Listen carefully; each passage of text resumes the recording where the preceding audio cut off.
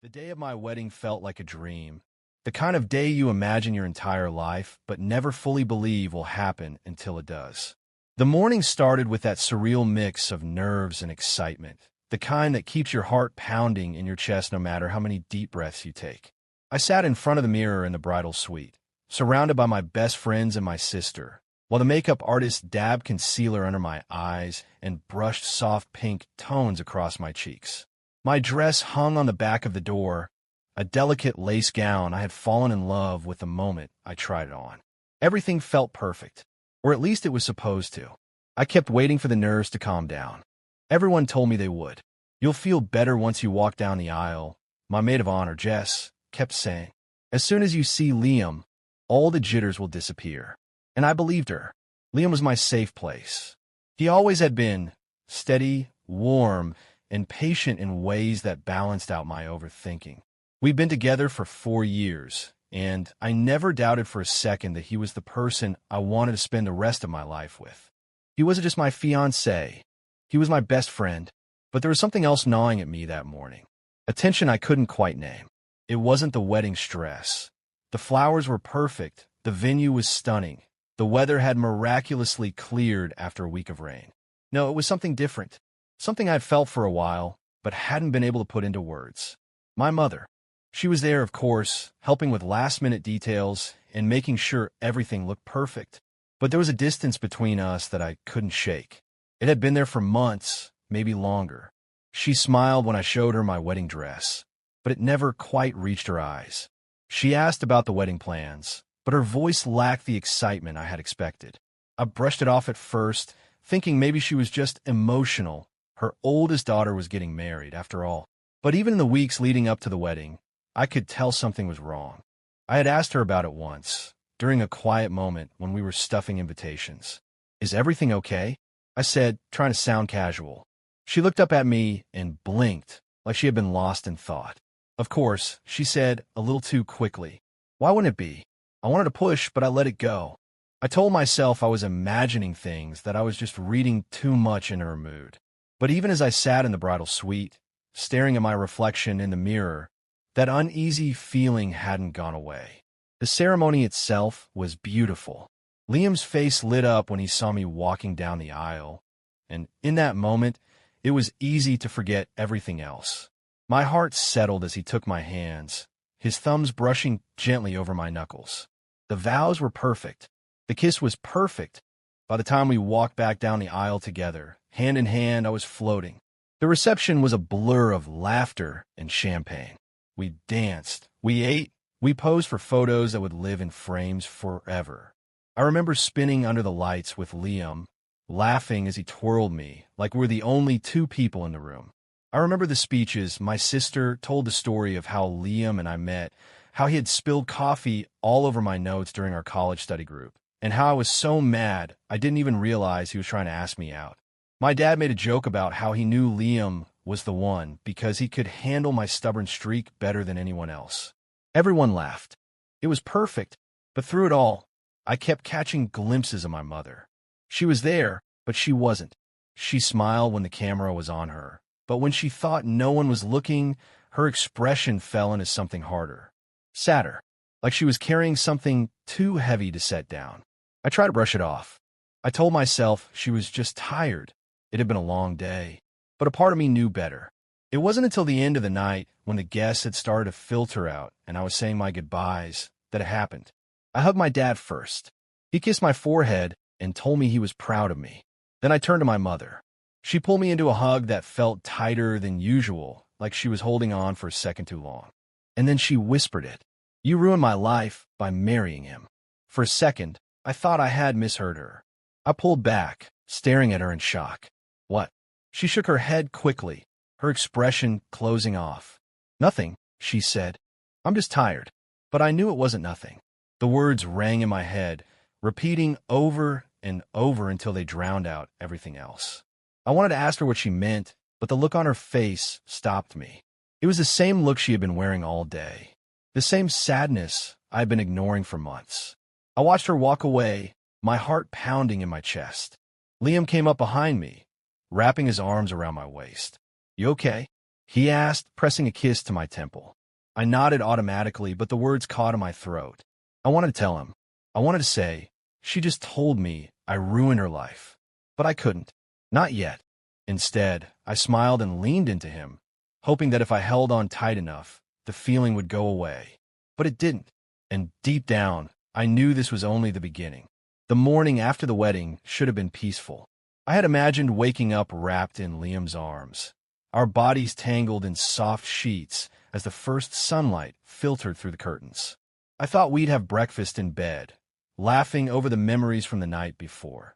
The toasts, the dancing, the way Liam's groomsmen had butchered their karaoke performance during the after-party.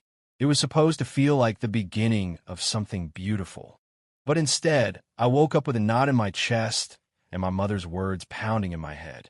You ruined my life by marrying him. I didn't tell Liam. I couldn't. He had been so happy, so blissfully unaware of whatever storm was raging beneath the surface of my family. I didn't want to ruin it. Not yet. I told myself I needed to understand before I dragged him into it. Maybe it was nothing. Maybe my mother had been overwhelmed, exhausted. People say strange things when they're emotional.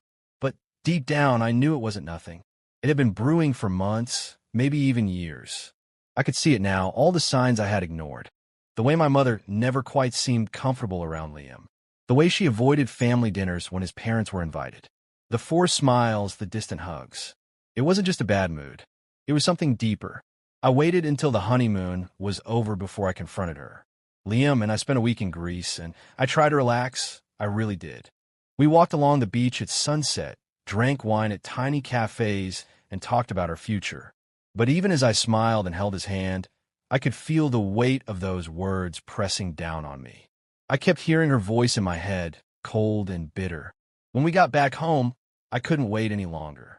I drove to my parents' house the next day, my heart pounding the whole way. I had no plan, no idea what I was going to say. All I knew was that I needed answers.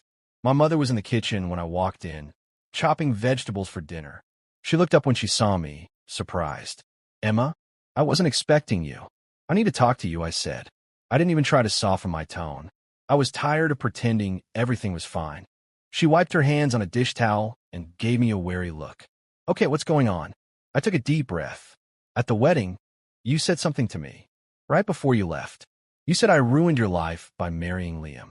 Her face froze. For a second, she didn't say anything. Then she looked away, her hands trembling slightly as she folded the towel.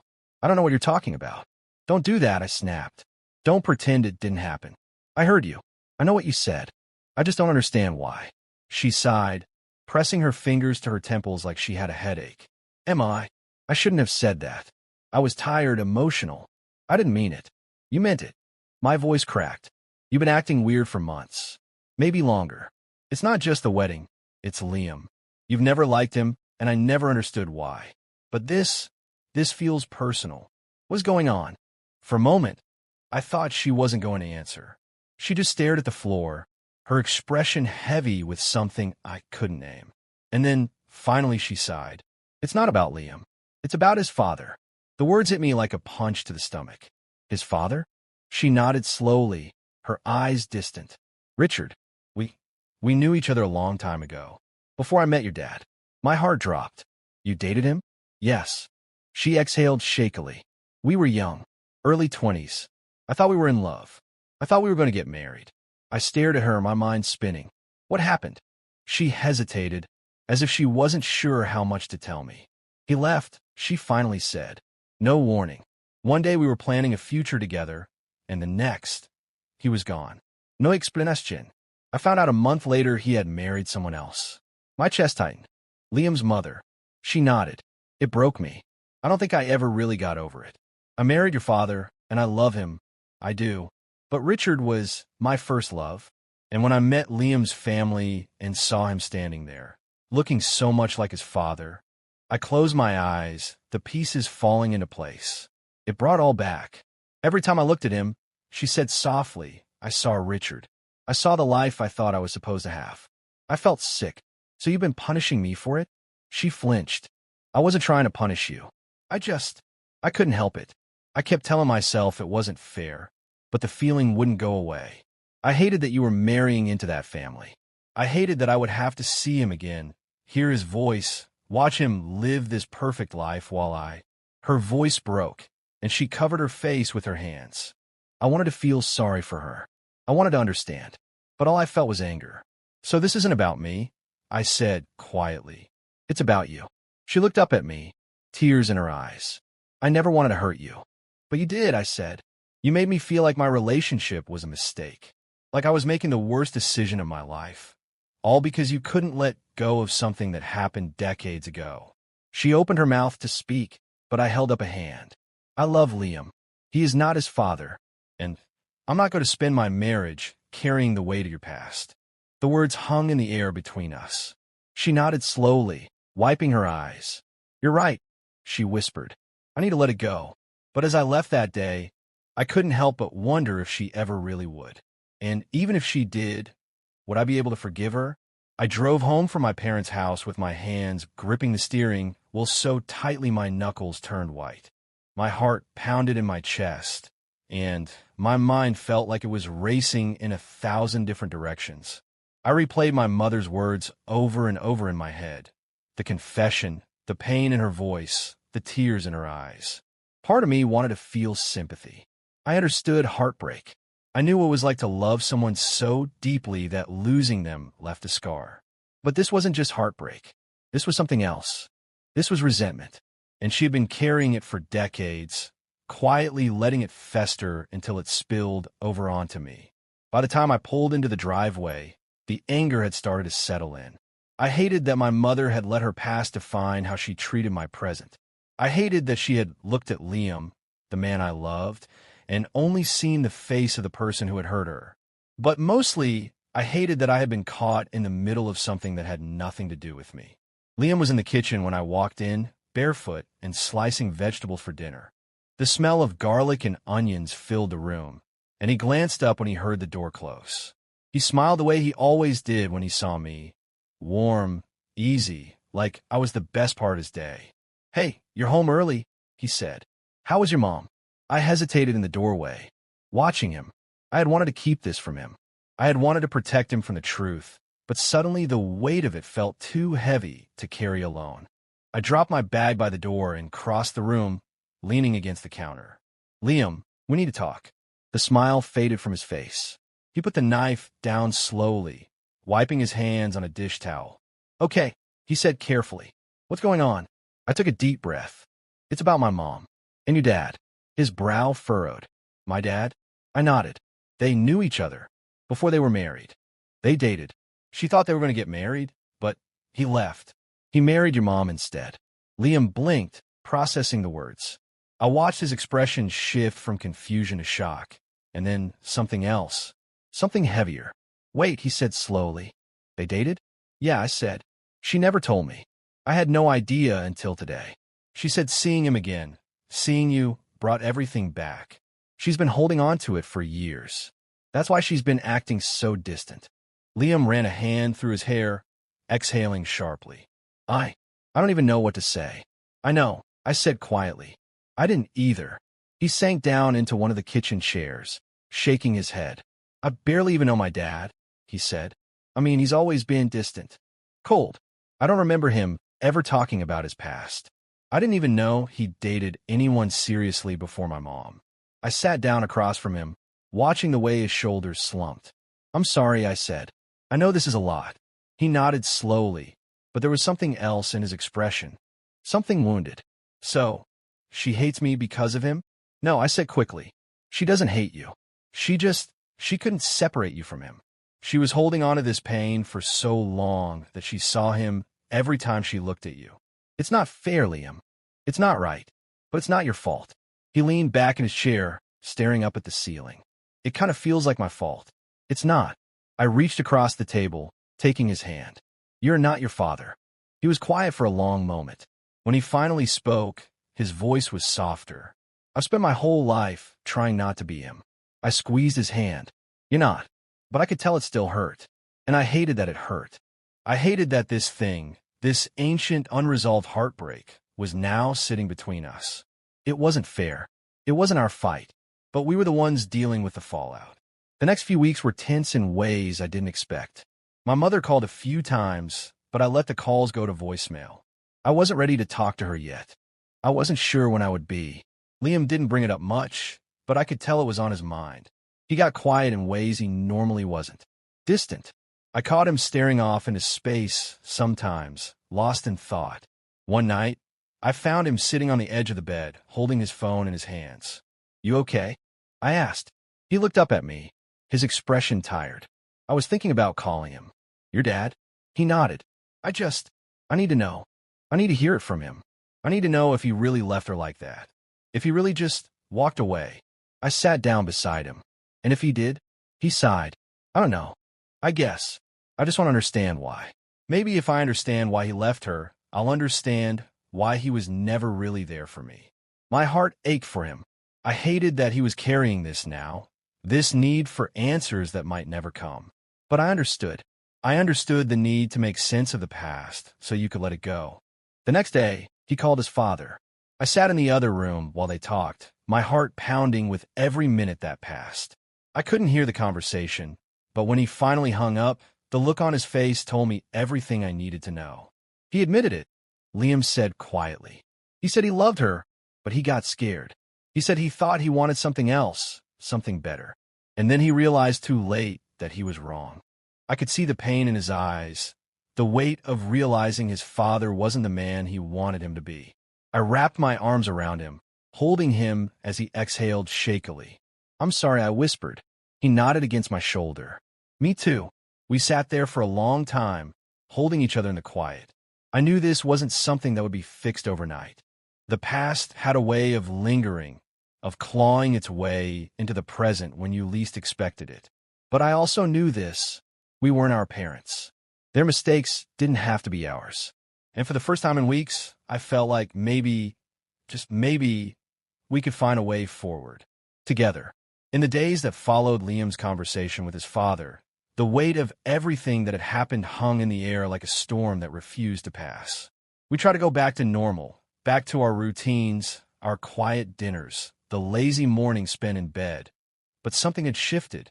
There was a distance between us now, an unspoken heaviness that neither of us knew how to address. I kept telling myself that time would fix it, that if we just gave it a few more days, a few more weeks, the hurt would fade on its own. But time wasn't healing anything. If anything, it seemed to be widening the gap. Liam was quieter than usual, his laughter less frequent. He wasn't angry. It wasn't like that. It was something softer, something sadder, like he was carrying a weight too heavy to set down. And I knew it wasn't just about his father. It wasn't even about my mother. It was about us, about what all of this had left behind.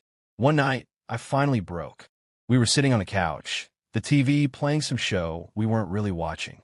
I glanced at Liam, watching the way he stared blankly at the screen, and something inside me cracked. I couldn't take it anymore. "Can we talk?" I asked softly. He looked over at me, his expression wary. "Yeah, of course." I turned off the TV, pulling my legs up onto the couch so I could face him. "I feel like I'm losing you," I said. His eyes widened slightly. "What?" "You've been different. Ever since we found out about our parents. You're pulling away, Liam, and I don't know how to fix it." He exhaled, running a hand through his hair. "I'm not trying to pull away." "I know," I said. "But you are." He looked down at his hands, his jaw tightening. "It's just hard," he admitted. "I keep thinking about him, about everything he did. I keep wondering if I'm going to turn out like him." "You're not," I said immediately. "How do you know?" His voice cracked slightly. "How do you know I'm not going to wake up one day and do the same thing he did? Walk away from the people I'm supposed to love? He ruined your mom's life, Emma. And he wasn't exactly a great father to me either. What if that's just who I am?" My heart ached at the pain in his voice. I reached for his hand, squeezing it tightly. "You're not him," I said. "You're not defined by his mistakes. And you're not going to hurt me. I know you, Liam. I know your heart." He stared at me, his eyes glassy. "I don't want to be like him." "You're not," I whispered. "You never were." We sat in silence for a long time, his hand warm in mine. I could feel the tension slowly start to melt away, the walls he had been building finally starting to crack. It wasn't just about his father. It was about fear, the fear that he was doomed to repeat the past. And I understood that fear. I carried it too in my own way. The next day, I finally called my mother. I had been avoiding her for weeks, letting her calls go unanswered, leaving her texts unread. But I knew we couldn't move forward if I kept running away. If Liam and I were going to break the cycle, I had to start with her. When she answered the phone, her voice was cautious. "Emma? Hi, Mom." She exhaled softly, like she had been holding her breath. "I wasn't sure if you were ever going to call me back." "I wasn't sure either," I admitted. "But we need to talk." We met for coffee at the little cafe near my apartment. It felt strange seeing her again after so much time, like I was meeting a different version of my mother, one I didn't fully recognize. She looked tired, like she hadn't been sleeping well. And when I sat down across from her, I realized she looked nervous. "I'm sorry," she said before I could even get a word out. "For everything. For what I said at the wedding. For how I acted. I know I hurt you." "You did," I said honestly. "But it's more than that. You didn't just hurt me, Mom. You hurt Liam too. He knows. About you and Richard. About everything." Her face fell. "Oh, he's been carrying this." "Wait," I continued, wondering if he's going to turn out like his dad. Wondering if we're doomed to repeat this whole cycle. And I don't want that for us. I don't want that for him. Tears welled up in her eyes. I never wanted that either. I was so caught up in my own pain. I didn't stop to think about how it was affecting you. Or him. "I know you were hurt," I said, "but you can't keep holding on to this. It's not fair. To you, to me, to Liam. I love him. And I'm not going to let your past ruin our future." She nodded slowly, wiping her eyes. "You're right. I've been holding on to this for too long. I don't want to lose you because of it." We talked for a long time that day. It wasn't easy. There were tears, apologies, long pauses where neither of us knew what to say. But it felt like the beginning of something better. For the first time, I saw her not just as my mother, but as a person, flawed, human, doing the best she could with the pain she had carried for so long. When I got home that night, Liam was waiting for me on the couch.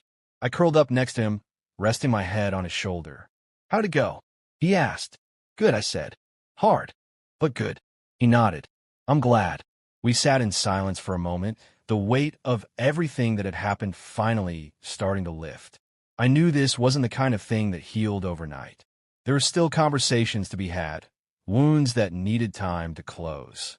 But for the first time in weeks, I felt like we were moving forward, not just running from the past, but learning how to let it go.